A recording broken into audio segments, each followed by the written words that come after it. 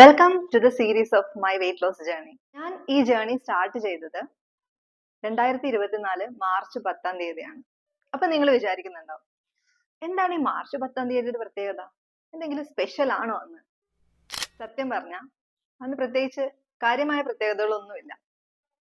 ഞാനും നിങ്ങളെ പോലെ തന്നെ ആ ഒരു ഡേറ്റിന് മുന്നേ കുറെ മാസങ്ങളായിട്ട് വെയിറ്റ് കുറയ്ക്കാനുള്ള ഡെയിലി സ്ട്രാറ്റജീസ് സ്റ്റാർട്ട് ചെയ്യണം എന്ന് ആലോചിച്ച് വെച്ച് പ്രോക്രാസ്റ്റിനേറ്റ് ചെയ്തുകൊണ്ടേയിരിക്കുന്ന ഒരു വ്യക്തിയായിരുന്നു. ഒരു റെസ്റ്റോറന്റിൽ പോയി കഴിഞ്ഞാൽ അപ്പൊ വിചാരിക്കും ഇന്ന് നന്നായിട്ട് കഴിക്കാം, നാളെ മുതൽ സ്റ്റാർട്ട് ചെയ്യാം. ഈ നാളെ നാളെയായി നീളെ അങ്ങനെ നീണ്ടുകൊണ്ടേയിരുന്നു.